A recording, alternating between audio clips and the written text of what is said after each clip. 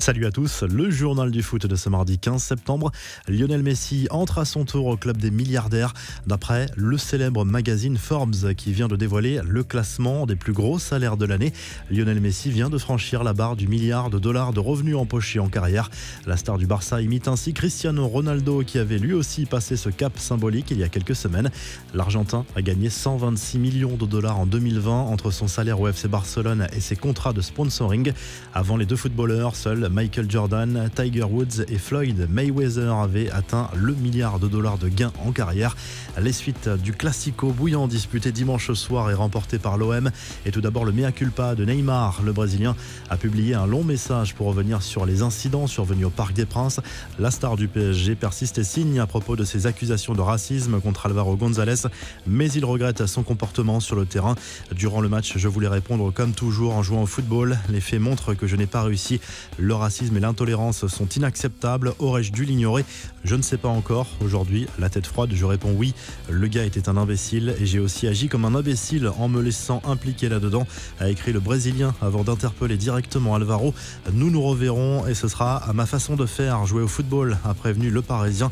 Comme le PSG avec Neymar, l'OM a pris la défense de son joueur dans un communiqué et assure que l'Espagnol n'est pas raciste. Le joueur a reçu des menaces de mort depuis dimanche soir après la diffusion de numéros de téléphone de lui et ses proches sur les réseaux sociaux. C'est maintenant la commission de discipline de la Ligue qui va devoir trancher, mais pour le moment les images du diffuseur Téléfoot ne permettent pas de confirmer d'éventuels propos racistes.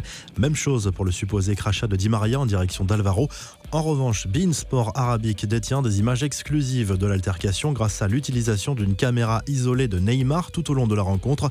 Sur le premier accrochage, en première période, Álvaro apparaît de face, ce qui pourrait permettre de décrypter ses propos avec un spécialiste de la lecture sur les lèvres. Sur l'action de la fin de match, en revanche, l'Espagnol apparaît de dos. On y voit tout de même un Neymar choqué par ce qu'il vient d'entendre. Une chose est sûre, Dimitri Payet, lui, n'est pas décidé à faire redescendre la pression. Sur les réseaux sociaux, le Marseillais a publié un photomontage avec les joueurs de l'OM et André Villas-Boas à la place des rappeurs marseillais du morceau Bande Organisée.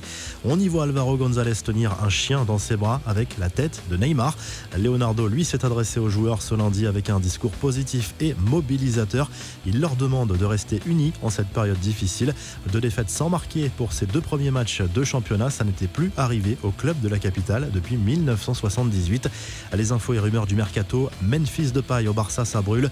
Selon le quotidien néerlandais de Télégraphe, le club catalan est tout proche d'un accord définitif avec l'Olympique Lyonnais. Le transfert pourrait même être annoncé cette semaine.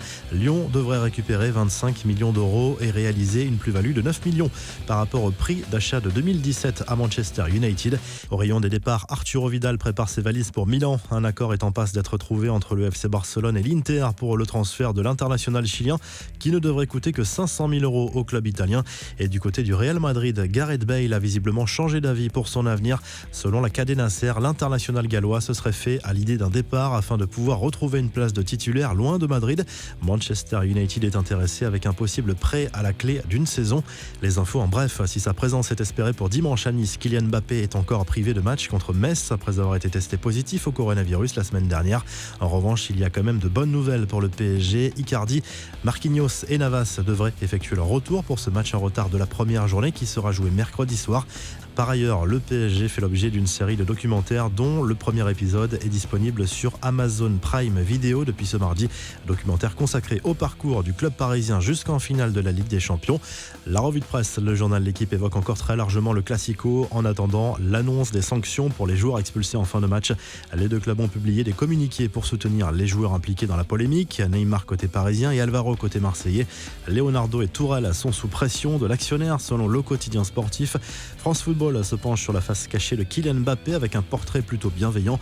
Petits et grands secrets dévoilés en grande partie grâce au témoignage de plusieurs proches du joueur du PSG. En Espagne, le quotidien Sport se penche sur le dossier Lautaro Martinez, un dossier qui se complique de l'aveu même du journal catalan, en partie en raison de la concurrence du Real et de City, mais aussi à cause de l'inflexibilité de l'Inter Milan sur le prix de l'attaquant argentin. De son côté, AS en remet une couche sur le potentiel transfert de Kylian Mbappé au Real Madrid dans un avenir plus ou moins proche. Le quotidien sportif est persuadé que le club merengue garde l'avantage dans ce dossier pour une signature en 2021. La présence de Zidane, la possibilité de se rapprocher du Ballon d'Or ou encore de gagner la Ligue des Champions sont autant d'arguments mis en avant par le journal. En Italie, la Gazzetta dello Sport se penche sur la lutte pour le titre pour la saison à venir. Cristiano Ronaldo et Romelu Lukaku auront un rôle important à jouer pour mener la Juve et l'Inter au sommet. Mais attention aux outsiders comme le Milan AC, la Lazio ou encore l'Atalanta Bergame. Vous retrouvez l'actu foot sur topmercato.com, l'appli Top Mercato, et à très vite pour un nouveau journal du foot.